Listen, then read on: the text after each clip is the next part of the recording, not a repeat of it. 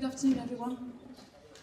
What I'm going to be talking about is very far downstream from what you've heard about so far today.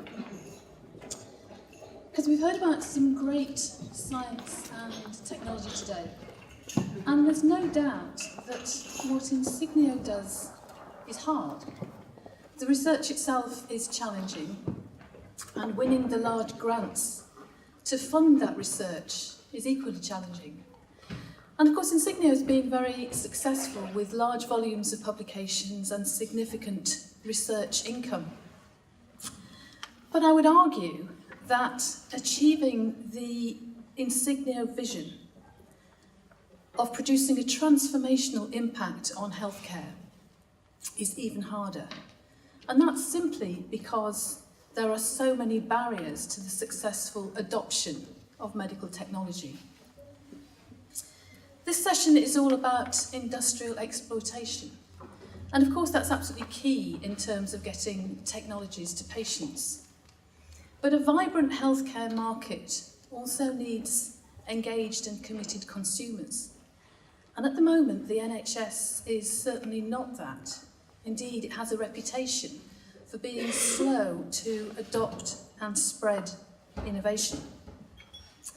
So the real question that I want to address today is this one. Why is the NHS so poor at the adoption of innovation? And can it be fixed? And this is not a new phenomenon. Various think tanks have been commenting on this for years.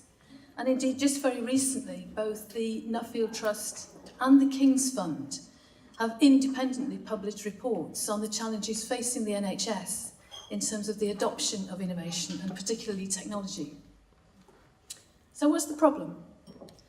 Well, there are a number of challenges, and I want to highlight just a few of those to you this afternoon. One of the key challenges is really that there is an overly, I suppose, supply-driven and top-down approach to innovation, which starts with the product first.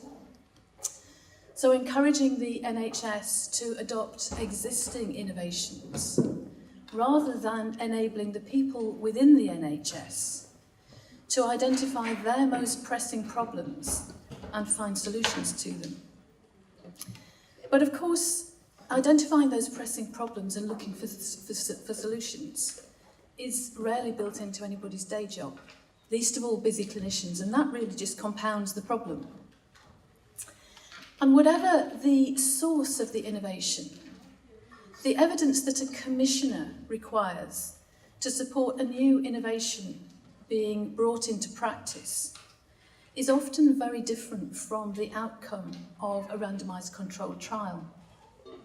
So we know that real-world implementation can look very different. And we know that often fixed costs can't be taken out of the system, which really just affects the economic case. And there are other financial issues. Short-term financial thinking to balance the books at the end of the year really doesn't allow for those long-term transformational projects which can really make big impacts in terms of efficiency, cost, patient outcomes.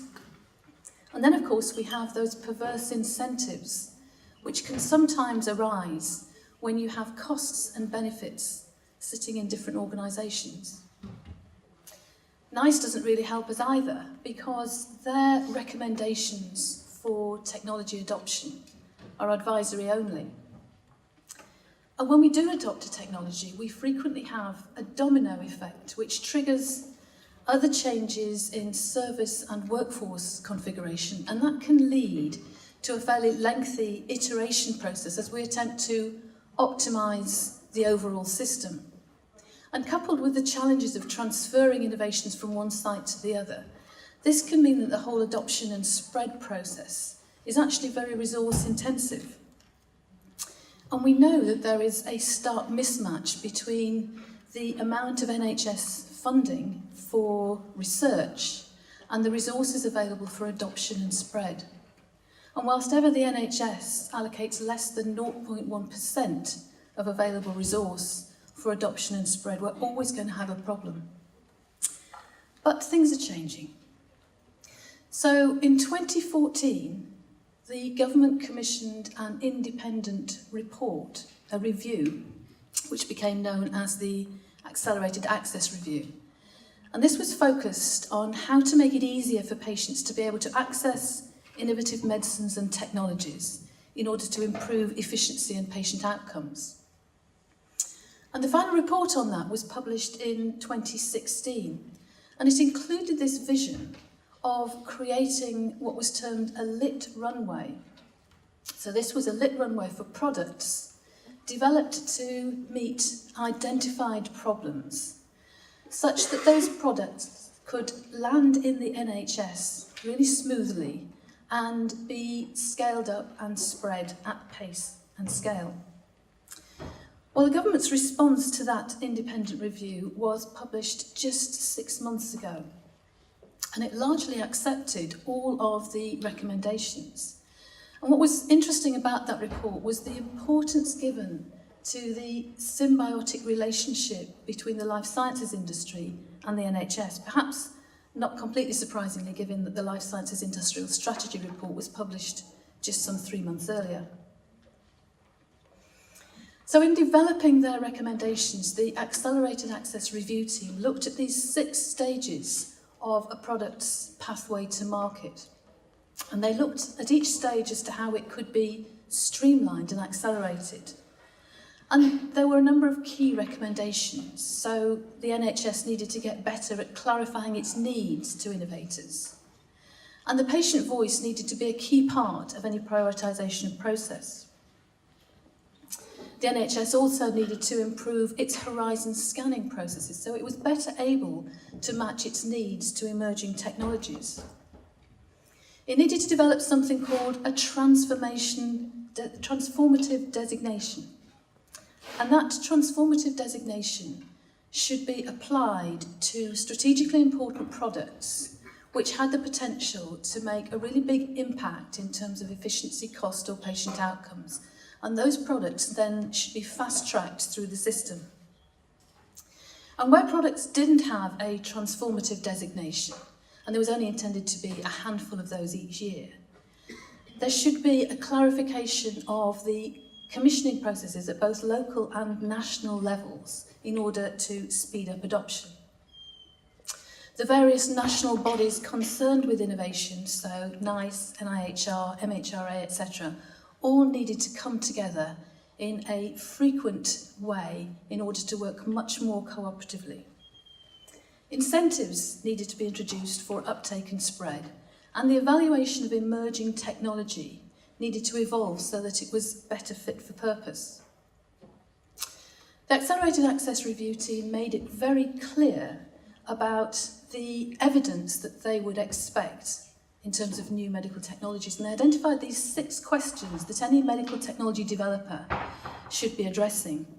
And these are related to the changes in clinical pathways, to the clinical, social and economic impacts and how they would be measured, whether any changes in workflow would be required as a result of the introduction of a new technology, and if so, how that would be resourced, and how the benefits could be spread across and between different healthcare organisations. Well, the government has taken some very specific actions as a result of these recommendations. It has now relicensed its 15 regional academic health science networks, which exist as a connected community across the country. And it's charged them with running what are called innovation exchanges, so linking ideas together, needs to solutions, and it's particularly asked the AHSNs to focus on driving adoption and spread, for which it's allocated £39 million. In terms of horizon scanning, the NIHR has established an innovation observatory based in Newcastle, which is using data analytics to explore trends in health innovation. All of those national bodies have come together in a new collaborative, and they've been given the responsibility for identifying those transformative products and fast-tracking them through the system. And incentives payments have also been introduced for particular products whereby if an NHS organisation uses that product, it will get it completely free for the first 12 months. NICE processes are also being revisited to be better fit for purpose and with a specific focus on medical technology. And in terms of infrastructure, there is now more support for the real-world evaluation, in part through the NHS England test beds, which of course we host in Sheffield. And there is also £12 million now available for evidence generation and adoption. And in terms of support to SMEs for the development of new products, there's now £35 million invested in the Digital Health Technology Catalyst for the development of new digital products. And the NIHR has invested £14 million in the new medtech and in vitro diagnostic cooperatives. There's 11 in the country, of which 2 are hosted in Sheffield. So the government is really serious about change, and it wants to move rapidly, as you can see from this timeline, with most of these new initiatives either being in place or underway by the end of this year. The NHS is also getting a bit smarter in terms of business intelligence. It's introduced something called an innovation scorecard, which at the moment allows us to look at the uptake of technologies which have had a NICE recommendation. And this is just an example taken from a wound care technology. And you can see the gradual increase in uptake of that technology over time since the NICE recommendation. But interestingly, still a considerable variation around the country in terms of the level of uptake. But closer to Insigneo's interest is the technology HeartFlow that you've already heard a little bit about this afternoon. This is described as coronary physiology simulation software, and it received a recommendation from NICE in 2017.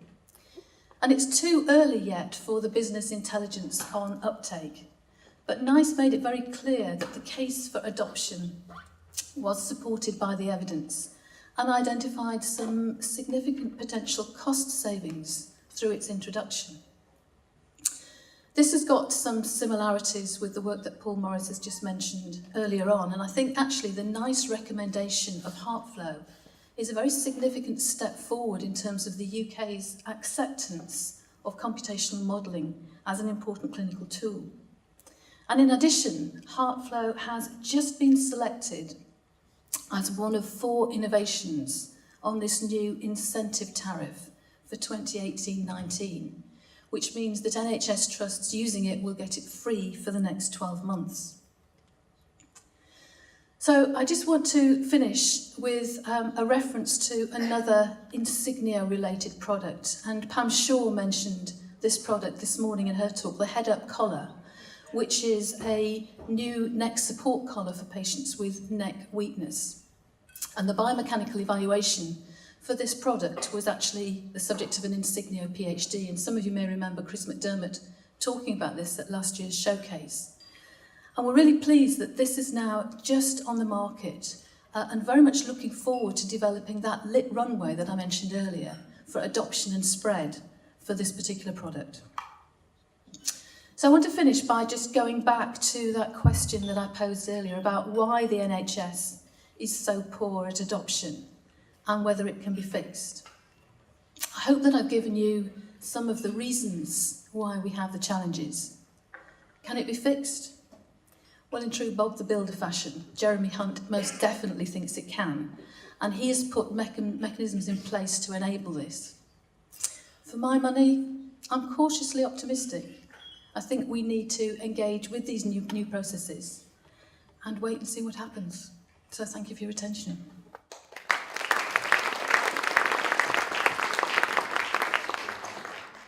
Wendy, thanks very much. Any questions?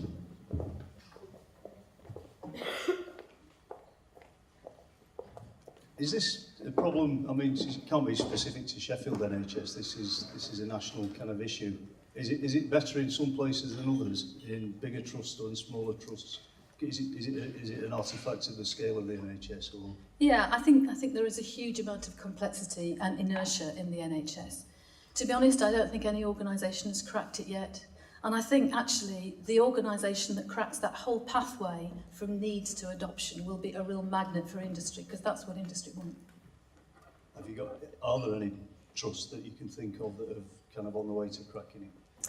I think people, now that we've had these new announcements, I think people are looking very seriously about it. But it is about getting all your ducks lined up. And it's not just about research, it's also about the whole procurement processes and all the people who don't normally engage in the research world at all. It's about getting everybody joined up with a common understanding, I think.